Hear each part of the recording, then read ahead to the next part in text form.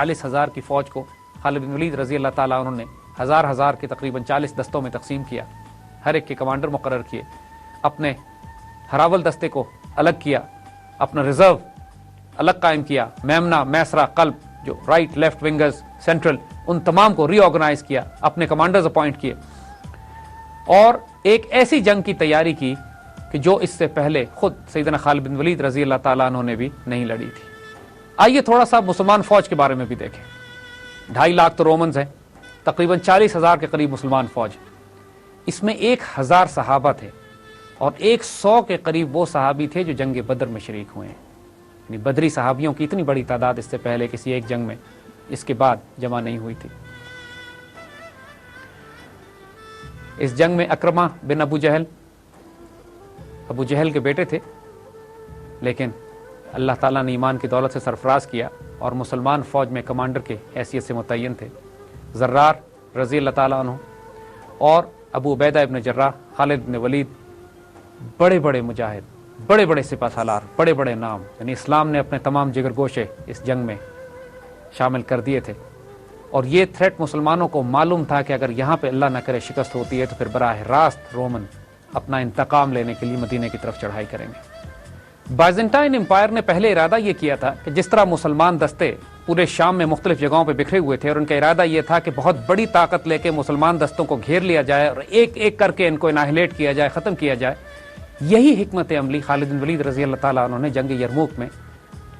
Roman فوج کے خلاف اپلائی کی۔ مسلمانوں کے پاس ظاہر ہے کیولری تھوڑی تھی، تقریباً 10 یا 12,000 کے قریب سوار تھے، باقی پیادے تھے، اور رومن فوج تقریباً 2.5 لاکھ کا لشکر تھا۔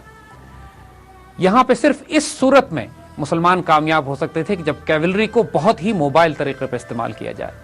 یعنی اس سے پہلے کسی جنگ میں اس طرح کیولری کو استعمال نہیں کیا گیا جس طرح سیدنا خالد بن ولید نے اس جنگ میں استعمال کیا۔ جنگ گھمسان کی اور شدید، اتنی شدید کہ لڑائی کے تیسرے دن حال یہ ہو گیا تھا کہ مسلمانوں کی صفیں اکھڑ گئی تھیں، اور آرمینین فوج جو اپنے بادشاہ کی کمانڈ میں لڑ رہی تھی اس حد تک آگے آ چکی تھی کہ مسلمانوں کے عورتوں کے خیموں تک مسلمان پیچھے ہٹ گئے تھے اور آرمینینز اور رومنز وہاں تک پہنچ چکے تھے۔ یہ بہت نازک موقع تھا، اگر اس موقع کے اوپر تھوڑا سا اور دباؤ مسلمانوں پر پڑتا تو مسلمانوں کے پاؤں اکھڑ جاتے۔ یعنی پہلی مرتبہ اس پوری سیرین کیمپین میں مسلمان شکست کے اتنا قریب آئے تھے، لیکن اللہ کی طرف سے تائید یہ ہوتی ہے کہ دشمن کے کمانڈرز، ان کے جنرل اس ایڈوانٹیج کو پش نہیں کر سکے۔ دشمن کی کیولری اپنی جگہ پہ رہی، دشمن کی کیولری فلینکنگ اٹیکس نہیں کر سکی، اور جو انفینٹری نے، آرمینین انفینٹری نے جو پریشر بلڈ کیا تھا مسلمانوں کے خیموں پہ، مسلمانوں کی صفوں پہ، مسلمانوں کے سینٹر پہ، اس ایڈوانٹیج کو استعمال نہیں کیا جا سکتا دشمن کی طرف سے۔ لیکن اس سے بھی زیادہ جو غیر معمولی بات ہوتی ہے اس میں، اس مقام پر مسلمان عورتیں اپنے خیموں کے ڈنڈے نکال لیتی ہیں اور ان تمام مسلمانوں کو اور مجاہدین کو مارنا شروع کرتی ہیں کہ جو میدان جنگ کے پریشر سے پیچھے ہٹ رہے تھے، اور عورتیں غیرت دلاتی ہیں مجاہدین کو اور مسلمانوں کو کہ واپس لوٹو اور جنگ میں شریک ہو جاؤ۔ اس موقع پر ایک فیصلہ کن موقع آ پہنچا تھا۔ اکرمہ بن ابو جہل بہت زور سے آواز لگاتے ہیں، من یبائی الموت، کون ہے جو موت پر میرے ساتھ بیعت کرتا ہے؟ یعنی اب سوسائڈ آپریشنز کی باری آ گئی تھی۔ حالات اس حد تک نازک ہو چکے تھے جس کو عام آج کی اصطلاح میں سوسائڈ آپریشن کہا جائے۔ بنیادی طور پر خالد بن ولید رضی اللہ تعالیٰ عنہ کی فوج کے 400 نوجوانوں نے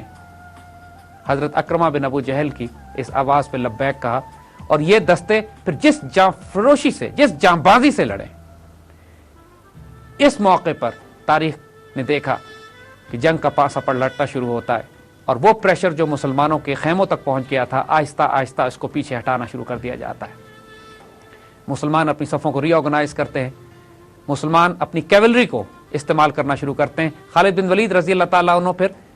ری آرگنائز کر کے کیولری کو دشمن کی انفینٹری پہ اس طرح ڈالتے ہیں کہ انفینٹری دباؤ میں آ جاتی ہے، اور جب دشمن کی کیولری موو کرتی ہے مسلمان کیولری کو روکنے کے لیے تو یہ کیولری ڈس انگیج کرتی ہے اور دشمن کی کیولری کو روک کر اس کو پیچھے ہٹاتی ہے، اور جب دشمن کی کیولری پیچھے ہٹتی ہے تو دوبارہ وہاں سے مسلمان کیولری ڈس انگیج ہو کے پھر انفینٹری پہ اٹیک کرتی ہے۔ موبائل کیولری کا اس طریقے سے فلینکنگ استعمال اس سے پہلے مسلمانوں نے کسی جنگ میں نہیں کیا تھا، اور خالد بن ولید کا یہ ملٹری جینیس تھا، یعنی ایک اس طرح کے یہ مووز تھے کہ جو سٹن کر کے رکھ دیا, غیر معمولی طور پہ ششدر رہ گئے, دنگ رہ گئے دشمن کے تمام کمانڈرز کہ جب ان کی صفیں ایک ایک کر کے پلٹنا شروع ہوتی ہیں. اس سے پہلے ایک دن پہلے کچھ واقعات اور بھی ہو چکے ہوتے ہیں. جب وار کونسل بیٹھی ہوتی ہے, تمام صحابہ کی بیٹھ کے فیصلے کیے جا رہے ہوتے ہیں کہ رومنز کے ساتھ کس طرح مقابلہ کیا جائے, تو ایک غسانی ڈویژن ہوتا ہے جو تقریباً 60,000 عرب عیسائیوں کا کہ جو رومنز کے ساتھ وہاں موجود ہوتے ہیں جنگ میں, اور ان کی ڈیٹیچمنٹ ایک طرف الگ ہوتی ہے. خالد بن ولید یہ فرماتے ہیں کہ میں ان کو ایک سبق سکھاؤں گا کل, تاکہ یہ رومنز کے ساتھ دینا بند کرے, اور میں 30 مجاہدوں کے ساتھ جاؤں گا اور اس پہ حملہ کروں گا. اب جواب دیکھیے, وار کونسل بیٹھ کے فیصلہ یہ کرتی ہے کہ 60,000 کے مقابلے میں 30 مجاہد کم ہیں, آپ 60 لے جائیے. یہ وہ غیر معمولی قوتیں, یہ وہ غیر معمولی جرت, اور اگلے دن وہ 60 مجاہد گئے اور ان 60,000 پہ انہوں نے حملہ کیا.